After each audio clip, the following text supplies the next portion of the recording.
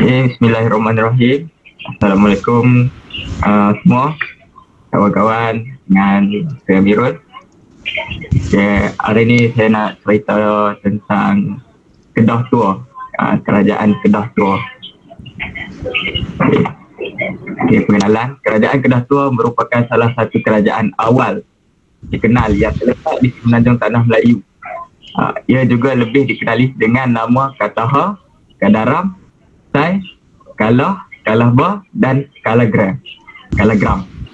Okay, menurut catatan I Ching dari negara China, Kedah Tua juga disebut sebagai Chehcha. Okey, kenapa Kedah Tua ni dia nama dia Kedah Tua? Sebab kerajaan yang terawal di tanah Melayu ni adalah Kedah. Kedah ni lah kerajaan yang terkenal lah pada waktu ketika dahulu. Sebab itulah dia panggil nama Kedah Tua, sebab dia adalah salah satu kerajaan yang lama lah. Sebab tu kalau ni kita macam orang tua lah, kita panggil dia ni orang tua ni apa semua kan. Sebab itulah Kedah ni dia panggil nama Kedah Tua, sebab dia dah lama, yang paling awal lah dekat tanah Melayu ni. Okey, kerajaan Kedah Tua diasaskan pada abad kedua. Pada peringkat awal, Sungai Mas merupakan pelabuhan utama, tetapi kemudian dipindah ke Lembah Bujang. Okey, pada awalnya pelabuhan Kedah Tua ni dia terletak di Sungai Mas. Sungai Mas ni kalau apa nak tahu, dia duduk dekat Kota Kuala Muda. Saya pun tak pernah pergi, jarang pergi Kota Kuala Muda tu. Saya tak tahu lah sama ada lagi ataupun tidak dia punya peninggalan sejarah dekat Kota Kuala Muda tu.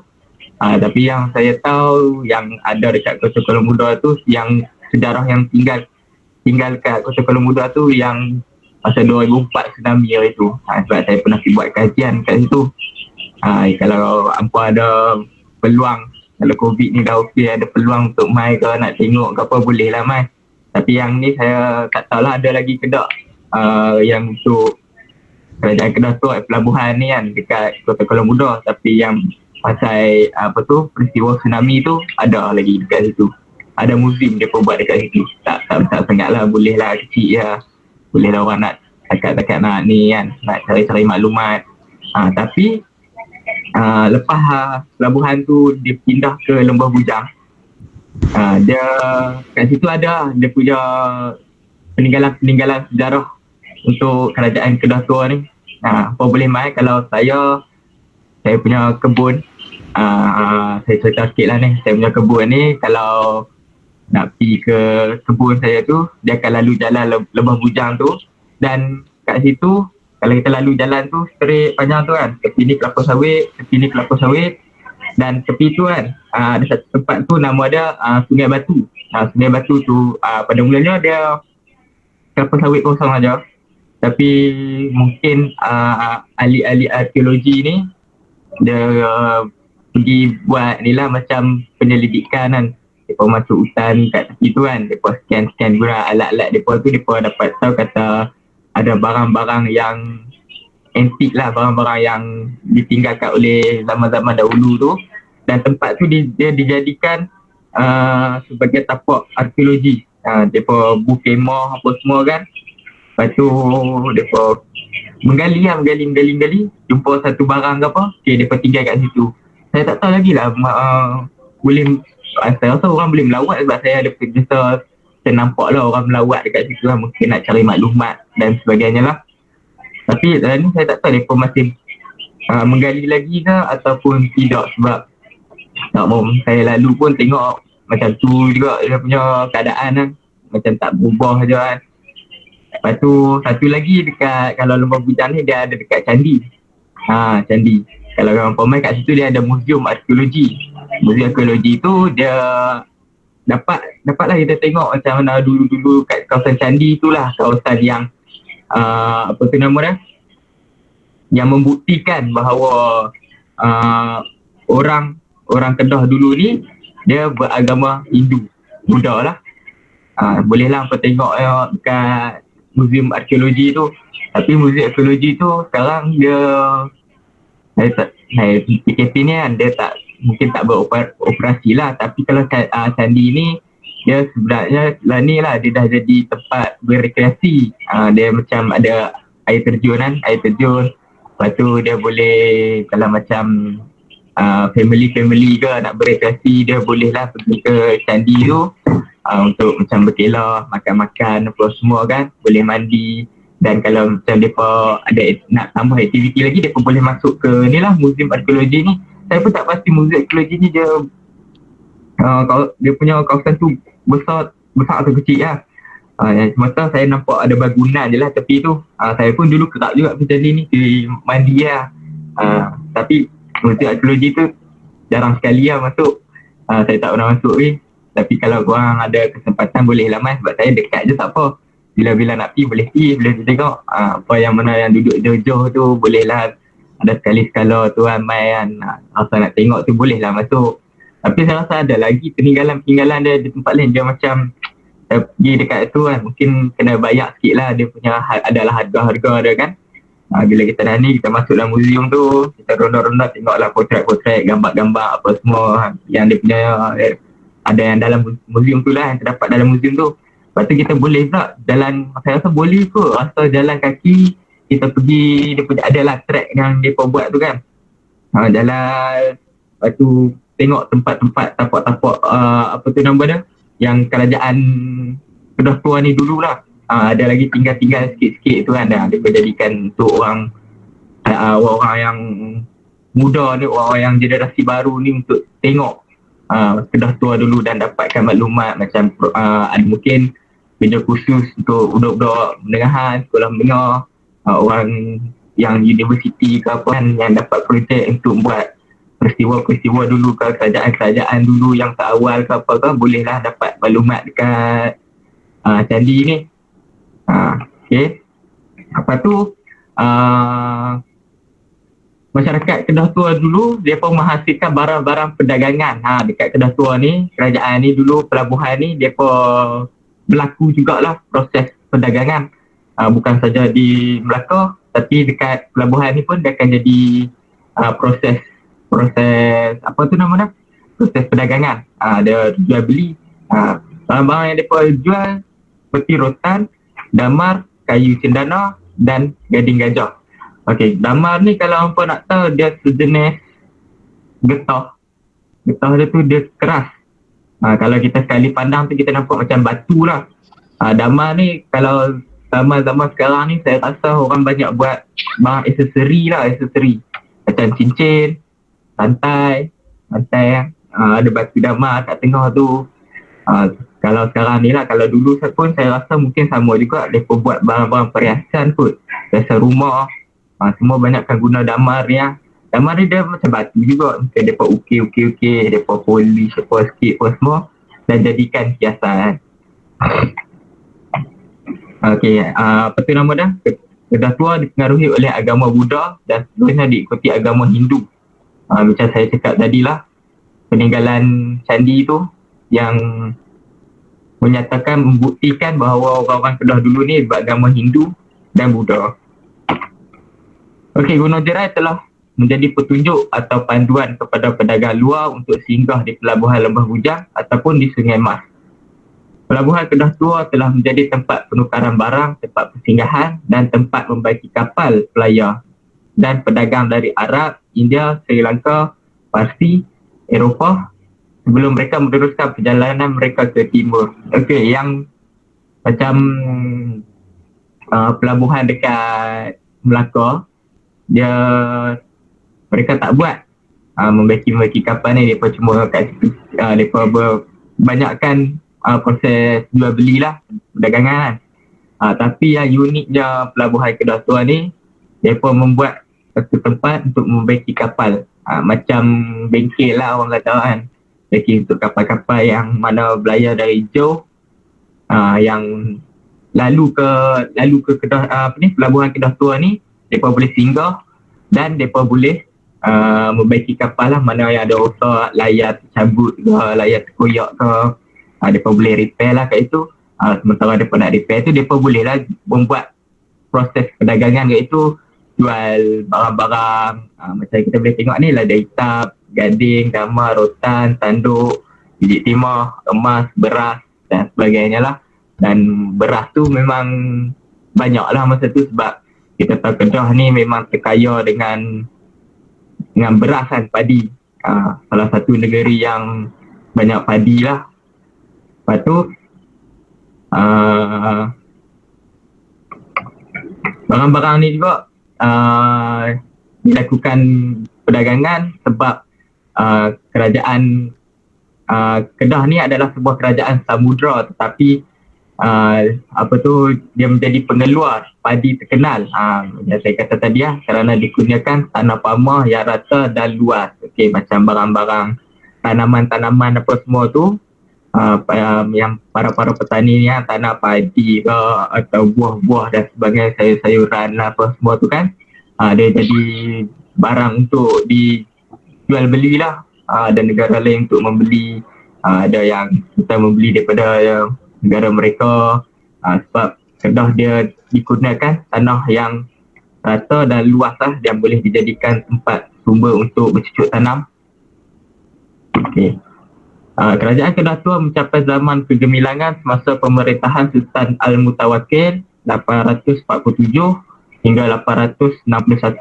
Ini dapat dibuktikan melalui penemuan wang perak pada zaman Sultan Al-Mutawakkil, manik yang dibawa dari negara India dan barangan kaca dari Timur Tengah. Masa Kedah, zaman Kedah Tua ni dia jadi zaman kegemilangan pada tahun ni lah, pada tahun 847 hingga 861. Tetapi kalau macam kerajaan tu ada zaman kegemilangan, dia juga ada zaman masa tu zaman kejatuhan dia. Sekejap lagi kita akan tengok mungkin Ali akan cerita sikit tentang zaman kejatuhan Kedah Tua ni.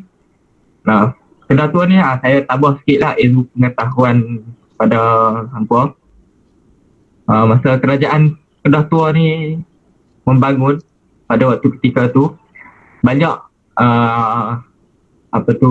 negara-negara asing, negara-negara luar ni takut dengan kerajaan Kedah ni lah, sebab mereka mempunyai angkatan tentera yang kuat. Masa tu kalau macam ada perang ke apa ke, memang Kedah Tua ni macam kuat lah. Jadi warga-warga asing apa semua tu kan, negara-negara asing ni dia takut dengan Kedah Tua pada waktu ketika dahulu lah. Mereka gerun dengan Kedah. Okey, ni kita boleh tengok zaman gambar ni. Yang belah kiri ni dia pelabuhan di Pasir Mas dululah. Pasir Mas, astagfirullahaladzim. Di Sungai Mas, maafkan saya. Kita boleh tengok konsep reka bentuk dia. Dia lebih kepada Buddha. Kalau apa pernah pergi Siam ke apa kan, Thailand kan, apa boleh tengok macam dia punya istana-istana kat istana kuil dan sebagainya. Kebanyakannya berkonsep macam ni lah bentuk-bentuk dia, bentuk-bentuk reka bentuk yang diasas oleh orang-orang Buddha ni. Itu yang kita boleh tengok, itu kapal-kapal banyak kan yang lalu lalang pada waktu ketika dahulu. Dan gambar sebelah kanan ni pula masa di Lebah Bujang, dia adalah pintu kerajaan Kedah Tua pada waktu ketika dahulu. Kedah masa tu pintu gerbang dia taklah besar sangat, boleh lah pada waktu dulu kan, kecil je, taklah macam sekarang ni pintu gerbang semua besar-besar. 4x4 pun kalau nak masuk pun lepas. Dulu ni kalau macam besar-besar ni tahu-tahu kereta lembu, kereta kancil apa tu lepas lah. Kalau Alphard apa semua tu mungkin boleh lepas lagi. Tapi kalau macam 4x4 apa, lori ke apa kat tu tak lepas lah. Sebab kecil je, tak besar mana pun. Okey, ciri-ciri kerajaan Kedah Tua ni dia ada 5. Agama, ekonomi yang kukuh, kedudukan yang strategik, prasarana dan penduduk. Okey, saya cerita pasal agama ni. Agama ni sebelum kedatangan Islam, penduduk Kedah Tua beragama Hindu dan Buddha. Bukti kerajaan Kedah Tua ini menganut agama Hindu adalah dengan jumpa arkeologi berbentuk kuil Hindu. Mereka jumpa arkeologi berbentuk kuil Hindu dekat candi tu. So mereka buat kajian, kata orang Kedah Tua ni kan dulu dia kebanyakannya beragama Hindu. Sebab dia jumpa ni barang-barang arkeologi yang diasaskan oleh Hindu ni. Ia dipercayai dibina dalam kurun ke-9 Masihi dan dipersembahkan kepada biji dewa, iaitu Raja Kedah. Okey, Raja Kedah ni juga dulu pada awalnya beragama Hindu lah, sebelum dia nama dia masuk ke Islam ni. Kalau kita boleh tengok ni, nama dia Praong Mahawangsa. Kalau hampa pernah tengok cerita kayak Merung Mahawangsa tu kan, dia sebenarnya dulu kepada awalnya beragama Hindu, dan lepas tu dia masuk ke masuk Islam, dan banyaklah orang-orang pengikut-pengikut dia banyaklah memeluk Islam pada waktu tu. Dan lepas tu Islam makin berkembang lah di tanah Melayu ini, di Kedah Tua ni. Lepas-lepas dia memeluk Islam, memeluk agama Islam, dia memakai gelaran Sultan Muzaffar Shah. Apabila agama Islam berjaya bertapak di tanah Arab yang bermula tersebar ke merata dunia, kini Kedah telah diislamkan oleh Sheikh Abdullah, Raja Kedah yang bernama Praong Mahawangsa ni, macam saya kata tadilah. Praong Mahawangsa ni, apa bolehlah tengok cerita hikayat Merung Mahawangsa tu. Saya pun tak pernah tengok, pernah lah tengok sikit-sikit tu, tapi tak berkesempatan lah nak tengok sampai habis tu. Apa bolehlah tengok. Best juga cerita dia. Adalah pasal perang-perang sikit. Ada yang ni pahlawan ni yang diketuai oleh ni lah, Raja Kedah ni, Sheikh Abdullah ni. Dan dulu nama dia Praong. Sekarang dia memegang gelaran Sultan Muzaffar Shah. Okay, saya serahkan slide ni kepada Ali lah. Biasanya pada saya. Okay, masih. Kalau ada apa-apa soalan boleh tanya. Wani ke apa ke, ada soalan boleh tanya. Saya sedia untuk menjawab.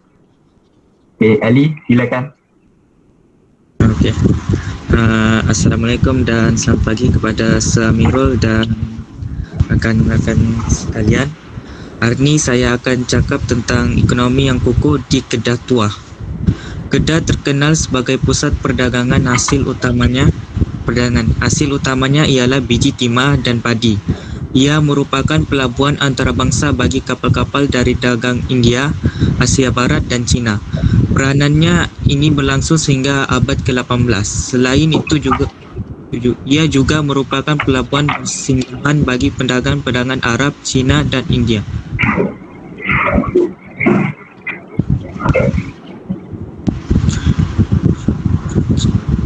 Peranan ini berlangsung.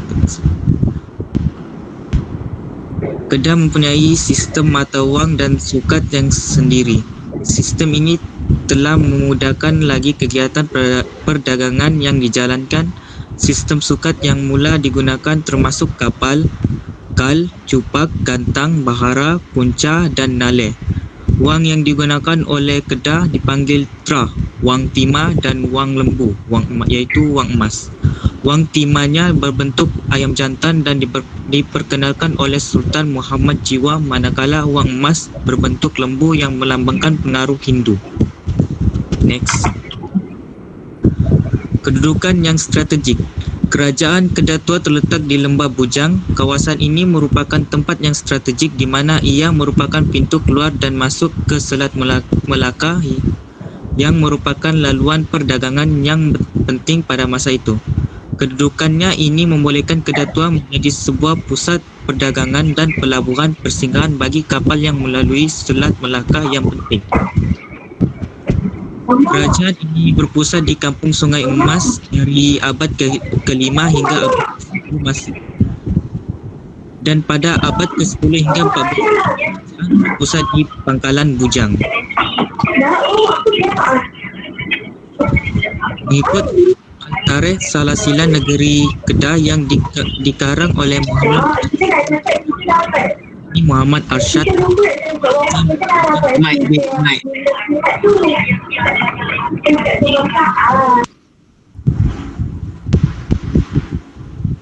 Baginda dibantu oleh segolongan pembesar. Pembesar ini pula dibahagi mengikut pangkat masing-masing, iaitu menteri berempat, Menteri 8 dan Menteri 16. Raja Kedah telah menerima pengaruh daripada India, terutamanya dari segi kebudayaan dan pentadbiran. Next. Prasarana. Kerajaan Kedah Tua mempunyai kuil-kuil yang dibina untuk menyembah dewa-dewi agama Hindu. Selain itu, pelabuhan dan pasar juga disediakan untuk pedagang-pedagang dari Arab, China dan India. Next. Penduduk di Kedah terdiri daripada Melayu, Cina dan India, tetapi majoriti ialah kaum Melayu. Kaum Cina dan India ini pula merupakan pedagang-pedagang. Di Kedah selalunya berlaku perebutan kuasa antara putera sulung dan putera bongsu selepas kemangkatan Sultan Kedah yang tua. Sebagai contoh, pada tahun 1724, perebutan kuasa yang sedemikian telah berlaku. Putera sulung telah mendapat bantuan Bugis, manakala putera bongsu dibantu oleh raja kecil dan orang Minangkabau. Peperangan ini berlangsung selama 2 tahun dan ia telah memusnahkan perdagangan Kedah. Zaman kejatuhan Kedah Tua. Pada kurun ke-12 hingga 13 Masih, diperhatikan telah berlaku perubahan-perubahan politik dan sosioekonomi yang memberi kesan langsung kepada perdagangan di Asia Tenggara. Keadaan ini tentunya meninggalkan kesan kepada pelabuhan-pelabuhan entrepot di pesisir Selat Melaka, terutamanya di Kedah Tua. Para pengkaji percaya bahawa pada penghujung kurun ke-13 Masih, Kedah Tua telah mula berada di ambang kemerosotan. Keadaan ini dapat dibuktikan dengan kewujudan lapisan stratigrafi kosong yang terdiri daripada tanah mendapan aluvium di atas lapisan zaman Song yang 33, serta kekurangan artifak yang dapat dipertarikhkan pada zaman tersebut. Kewujudan satu lapisan kosong tersebut membawa kepada interpretasi bahawa pelabuhan Kedah Tua telah mula diabaikan selepas turun ke-13 Masih. Next. Terdapat beberapa faktor yang dapat digunakan untuk menerangkan punca kemerosotan Kedah Tua. Faktor yang mula-mula mengancam kepentingan perdagangan adalah perubahan politik dan sosioekonomi. Pada turun ke-13, beberapa perubahan yang berlaku secara serentak mendatangkan kesan yang mendalam terhadap hubungan entrepot yang menjadi asas kepada substruktur ekonomi Kedah Tua. Seterusnya, pada kurun ke-14, perubahan yang lebih radikal berlaku dan dasar perdagangan yang pernah mengawal pola perdagangan di perairan Asia Tenggara tidak lagi wujud. Antara perubahan pada kurun ke-13 yang membawa kepada kejatuhan Kedah Tua ialah dasar perdagangan Cina, perluasan kuasa Sukhothai, kebangkitan Pelabuhan Jawa dan kebangkitan Majapahit pada kurun ke-14. Kerajaan Majapahit Jadi kerajaan Majapahit ni dia terletak dekat Pulau Jawa. Kalau siapa yang tak tahu Pulau Jawa, okey, ini sebahagian daripada Asia Tenggara kita, Malaysia dengan Indonesia. Pulau Jawa terletak dekat sini, kat bawah Pulau Sumatera. Okey. Saya akan ceritakan 4 subtopik. Okey, saya teruskan. Yang pertama iaitu tentang latar belakang. Latar belakang kerajaan Majapahit ni diasaskan oleh raja, nama dia Raden Wijaya. Nama asal Majapahit ni berasal daripada buah maja yang dikatakan rasanya pahit oleh Raden Wijaya ni, Raja Raden Wijaya, tapi hakikatnya buah tu rasa manis. Ada sebab apa? Tak tahu kenapa. Dan dia berpusat di bahagian timur Pulau Jawa. Dia berdiri sekitar tahun 1293 sampai tahun 1500. Agama rasmi bagi kerajaan Majapahit adalah agama Hindu-Buddha, dan bagi Indonesia moden kerajaan Majapahit ni diiktiraf sebagai kerajaan nasional kedua sebab dia merupakan kerajaan yang menyatukan seluruh Nusantara. Okey.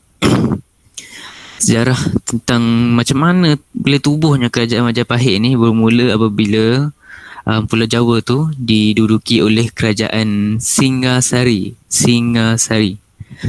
Jatuh ke tangan Raja Jayatkawang yang merupakan daripada kerajaan Kediri.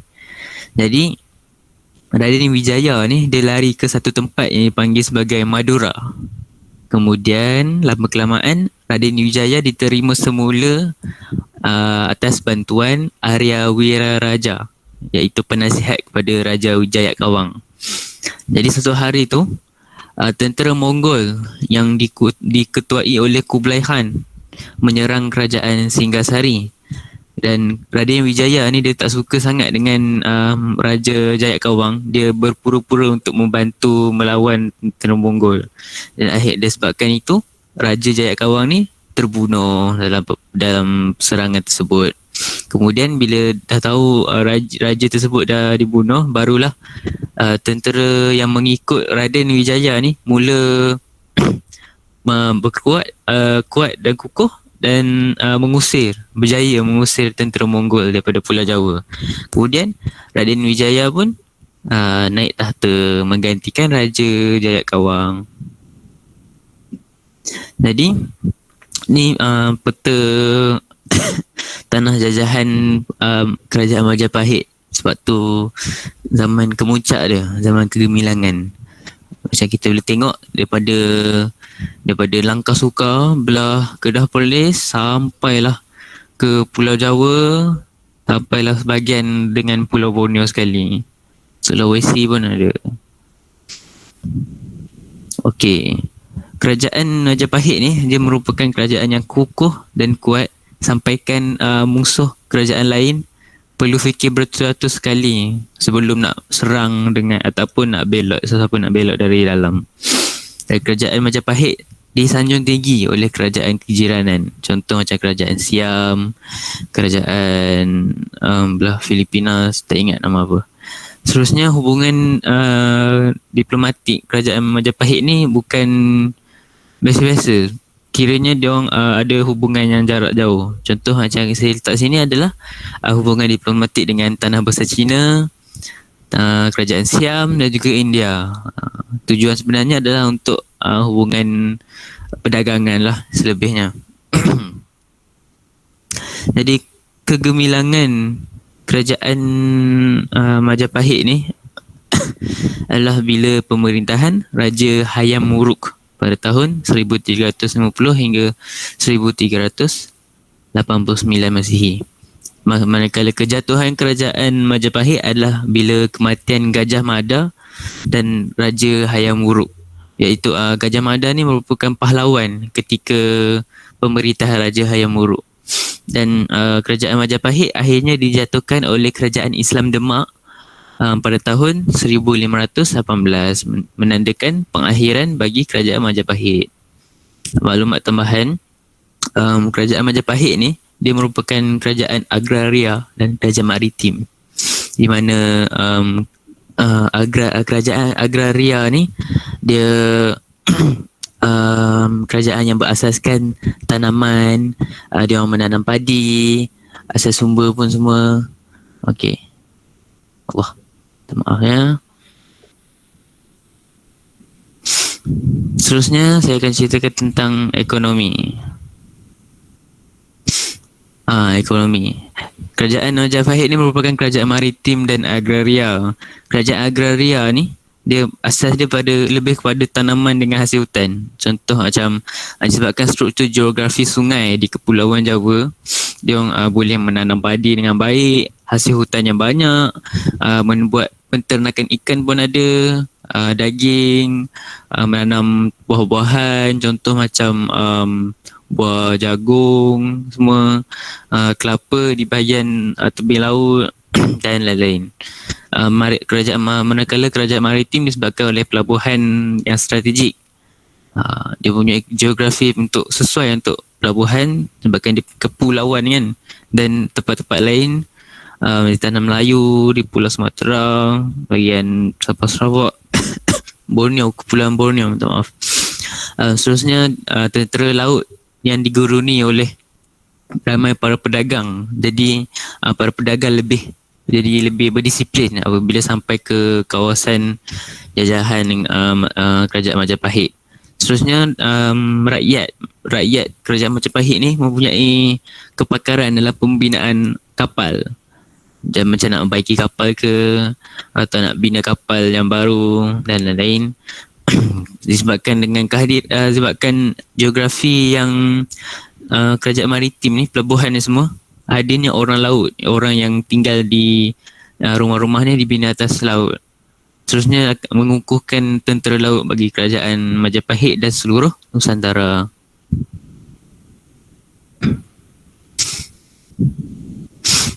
Nilai kerajaan Majapahit pun ada nilai mata wang yang tersendiri. Dia dipanggil sebagai gobok. Gobok ni dia merupakan satu nilai mata wang yang berbentuk koin yang merupakan campuran perak, timah hitam, timah putih dan juga tembaga. Selain daripada tu, diorang ada juga kepingan wang untuk tujuan perdagangan antarabangsa. Menurut catatan Wang Taiyuan, iaitu seorang pedagang agung daripada China, dia menyatakan bahawa Majapahit mengeksport mengeksport kepada lada, garam, kain dan burung kakak tua. Manakala kerajaan Majapahit suka mengimport barang seperti mutiara, emas, perak, sutra, barang keramik dan barang daripada besi. Seterusnya, sosial budaya, subtopik yang ketiga. Jadi sosial budaya masyarakat kerajaan Majapahit terbahagi pada dua, golongan atasan dengan golongan bawahan. Golongan atasan yang paling tinggi dipanggil sebagai Brahman. Tanggungjawab Brahman ni adalah untuk bersatu dengan Tuhan. Dia mengajar dan belajar ilmu. Dia melakukan perjanjian diri dan orang lain. Seterusnya memberi dan menerima sedekah dan mencapai kesempurnaan hidup. Seterusnya Ksatria.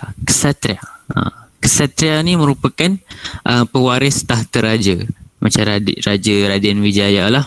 Jadi dia merupakan keturunan keluarga kerabat daripada keturunan Singgasari Majapahit. Dan Ksatria inilah yang akan memerintah kerajaan. Seterusnya Waisya. Waisya ni adalah orang-orang yang pakar dalam bidang pertanian dan juga perdagangan. Jadi pekerjaan dia adalah pedagang, peminjam wang, penanam sawah dan penternak binatang. Akhir sekali adalah Sudra. Sudra ni merupakan pembantu pada golongan atasan yang lain. Macam dia juga merupakan rakyat bagi kerajaan Majapahit. Dan Sudra ni juga dia pengikut raja dan juga Brahman. Seterusnya golongan bawahan. Golongan bawahan ada 3. Yang pertama, Candala. Candala ni merupakan anak yang ayah dia dari golongan Sundra dan maknya daripada golongan Brahman, Ksatria ataupun Waisya. Kira macam kan Sudra kan yang paling bawah dalam status golongan atasan, manakala Brahman yang lain ni yang belah lagi atas daripada Sudra. Jadi anak dapat status yang lagi rendah daripada ayah dia sendiri. Seterusnya Meleca.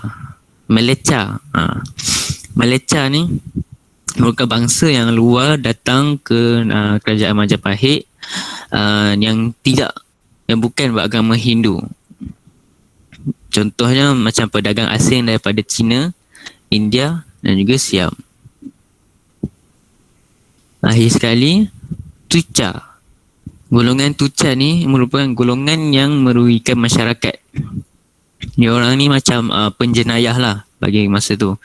Tuca dia melakukan perbuatan tatai, contoh macam bakar rumah orang, curi, meracun orang, memfitnah kehormatan wanita. Jadi golongan Tuca yang ditangkap memang akan dihukum gantung mati oleh raja ketika itu.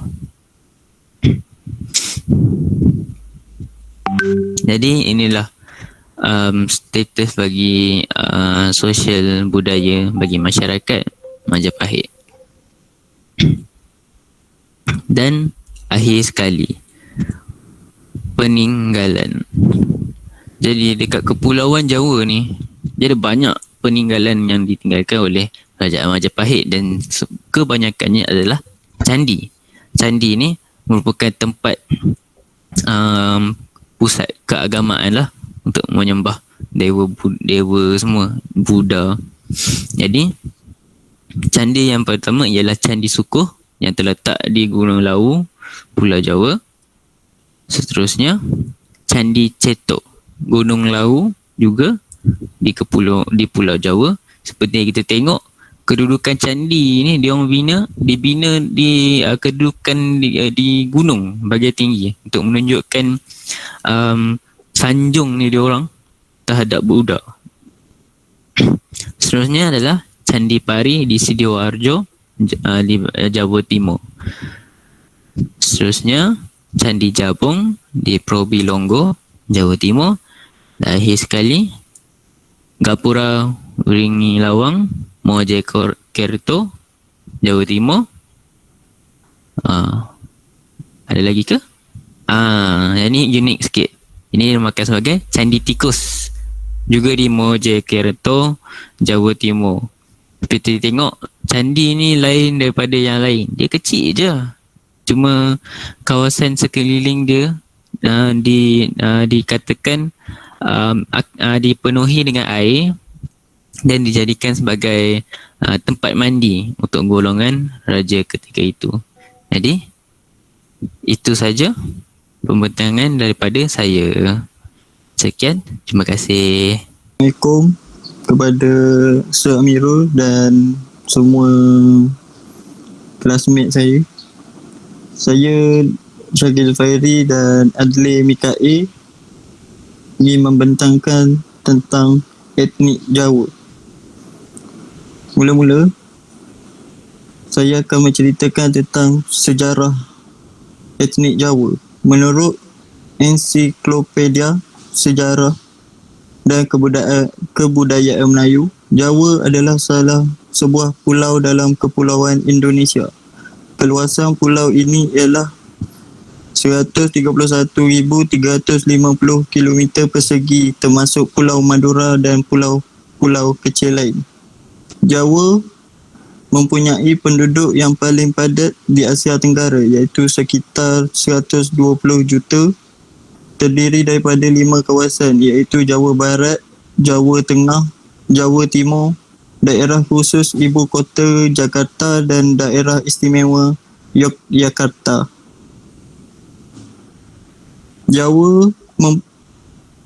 Kebudayaan Jawa yang asli dari masyarakat-masyarakat di Kepulauan Jawa sudah berlaku selama berpuluh-puluh generasi. Ini bermaksud kebudayaan ini amat kaya dalam unsur-unsur kebudayaan universal seperti sistem organisasi sosial, pengetahuan, kesenian, bangsa dan bahasa.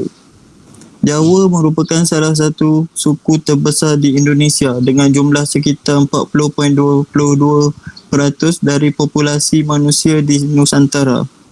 Hampir separuh daripada penduduk di Indonesia berketurunan Jawa. Pada zaman dahulu, sebahagian besar masyarakat suku Jawa beragama Hindu, Buddha dan Kejawen, manakala sekarang sebahagian besar masyarakat Jawa memeluk agama Islam dan hanya sebahagian kecil sahaja menganut agama Kristian dan Katolik.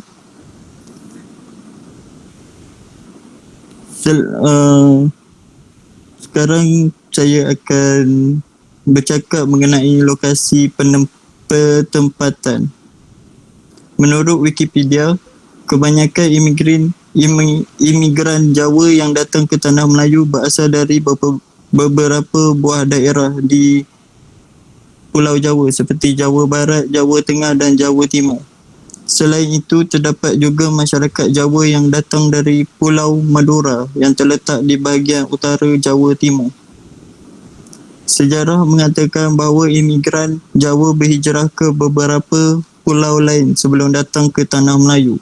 Antara pulau yang menjadi kawasan pertempatan mereka ialah Singapura, Palembang dan Lampung di Sumatera dan Pontianak di Kalimantan, Borneo.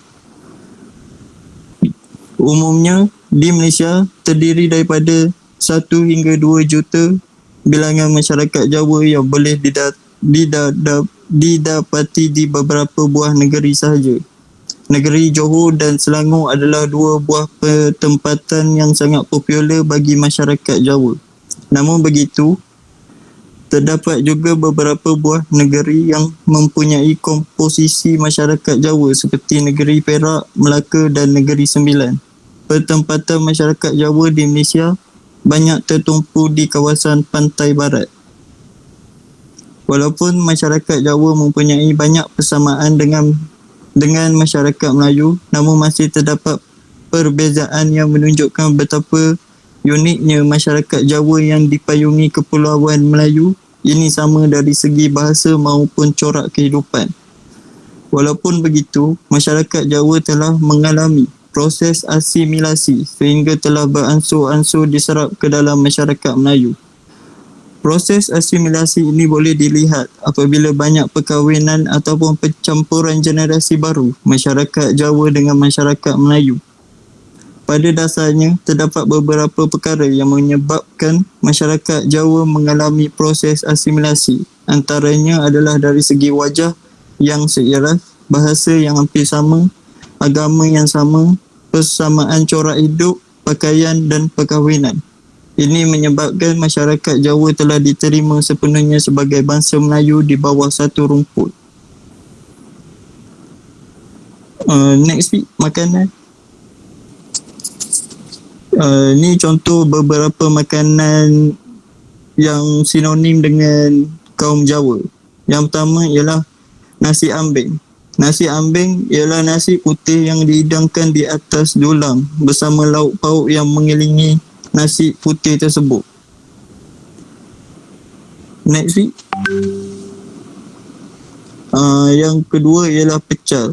Tahu, tauge, kacang panjang, timun, kangkung dan tempe dihidang bersama kuah kacang. Next. Peribadi untuk orang Jawa ialah masyarakat Jawa lebih dikenali dengan kepribadian yang pemalu tetapi suka menyapa. Kebiasaannya, ketika disapa, masyarakat Jawa ini akan menganggukkan kepala sahaja atau hanya senyum apabila berjumpa pelancong mereka. Tetapi apabila berjumpa pelancong, mereka lebih cenderung untuk menyapa mereka terlebih dahulu. Mereka amat bersopan santun dalam bertutur dan perilaku. Mereka juga saling menghormati antara tua dan muda. Menundukkan kepala sedikit ketika berjalan di depan orang yang lebih tua menunjukkan mereka amat mementingkan adab dan tata susila.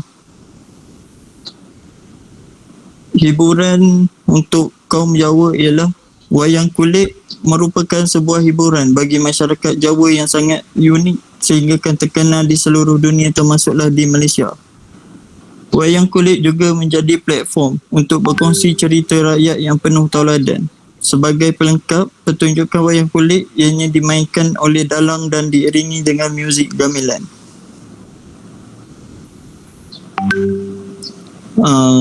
Untuk bercakap mengenai gamelan, saya serahkan kepada Mika. Hello.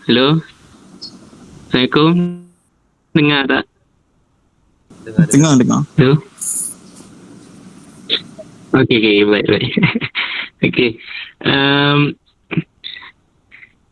Untuk alat muzik gamelan, ianya adalah satu alat muzik tradisional kaum Jawa. Semua muzik Jawa diciptakan daripada bunyi-bunyi yang dihasilkan dari gamelan. Bunyi-bunyian muzik ni dia diperbuat daripada gamelan. Sebab gamelan ni dia satu alat dia alat muzik yang ada banyak jenis. Ada banyak jenis dan banyak bunyi.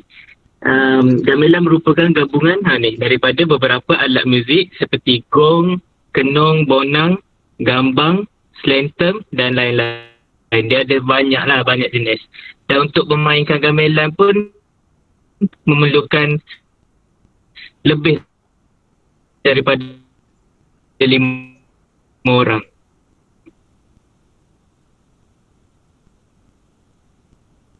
Alunan muzik gamelan seringkali dimainkan di istana dan majlis-majlis khas seperti perkahwinan dan upacara pemberian hadiah.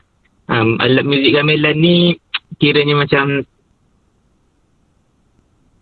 satu benda yang penting lah untuk majlis-majlis dan sering kali dimainkan di istana.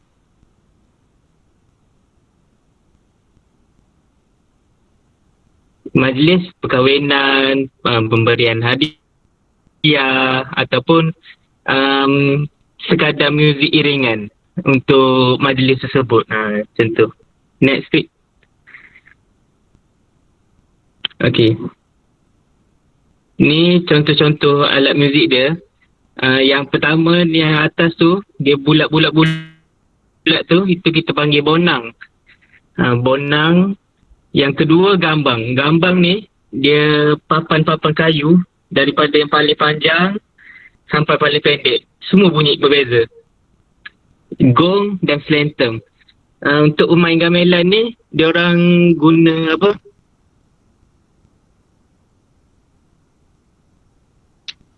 Guna alat apa? Pengetuk. Pengetuk tu special lah, dibuat daripada kulit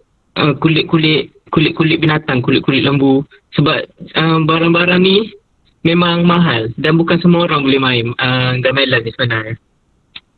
Ni sebenarnya ada video. Cuba tekan gambar tu, cuba tekan gambar tu.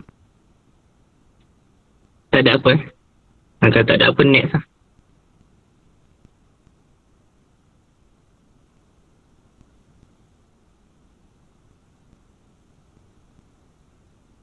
Next.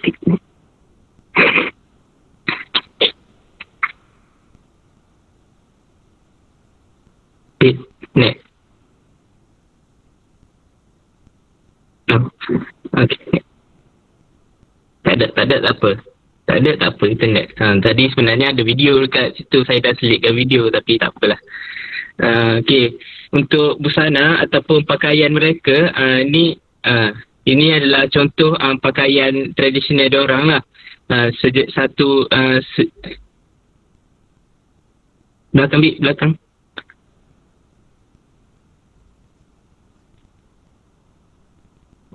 Tuh, Assalamualaikum. Okay.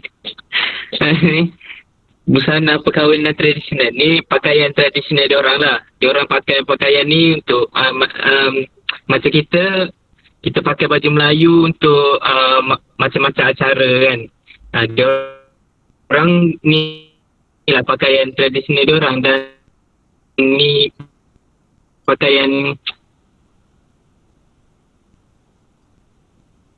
untuk majlis-majlis tertentu, perkahwinan dan sebagainya lah. Busana serba hitam yang dilengkapi dengan kain batik Jawa. Memang cantik. Next week. Tu dia pakai.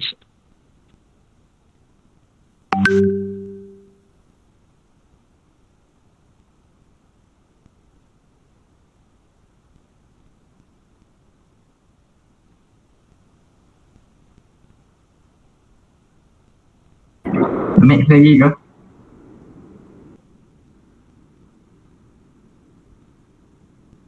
Tekan kod lah tu. Next week.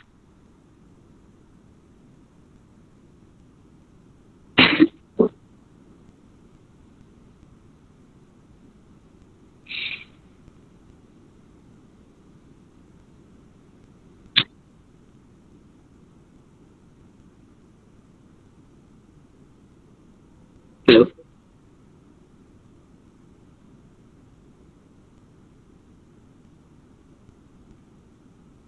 Ini nama dia. Kalau bagi untuk lelaki, pakaian sebut dipanggil beskap. Lalu untuk perempuan, kebaya Jawa. Boleh tengok lah. Dia matching. Memang lawa lah. Okay. Next.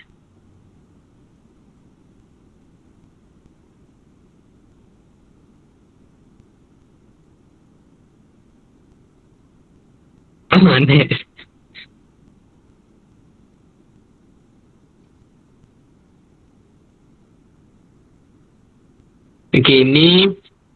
Ni pantang larang dalam kaum Jawa.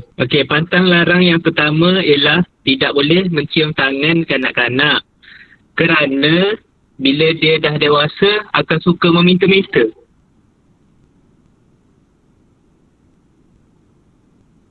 Yang kedua,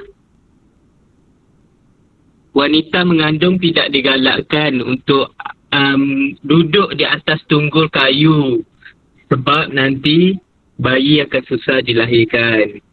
Yang ketiga, jiran yang dapur dia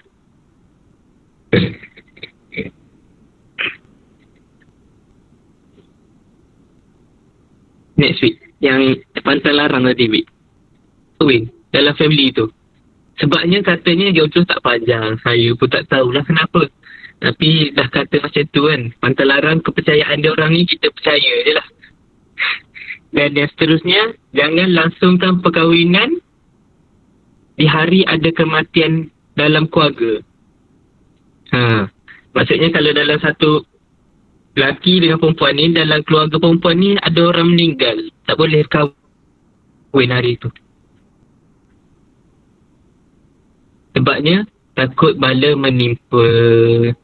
Adat, saya sambung adat resam jantina. Dalam masyarakat Jawa, lelaki dan perempuan dilayan secara berbeza sejak dari kecil. Anak lelaki disuruh supaya jangan menjadi pondan, manakala perempuan disuruh bersopan santun. Anak lelaki tidak digalakkan menunjukkan emosi, manakala perempuan dilarang bertindak secara agresif. Terdapat istilah Jawa yang menyebut bahawa isteri bagaikan kanca wingking, yang bermaksud isteri ialah tulang belakang suami dalam mengelolakan bahtera rumah tangga yang banyak pasang surut. Next week. Bagi adat resam kepercayaan, sebahagian besar masyarakat Jawa ialah beragama Islam. Namun terdapat juga penganut agama lain seperti Kristian, Protestan dan Katolik. Jadi mereka mempunyai kepercayaan masing-masing. Segelintir masyarakat Jawa mengamalkan kepercayaan animisme, iaitu sebuah amalan kuno di mana ia lebih menekankan aspek menghormati makhluk halus ataupun jin. Masyarakat Jawa juga mempercayai sesuatu tempat tersebut mempunyai penjaga atau makhluk halus. Oleh itu amat penting bagi mereka untuk meneroka sesebuah tempat tersebut sebelum menduduki atau mendirikan bangunan. Dah habis.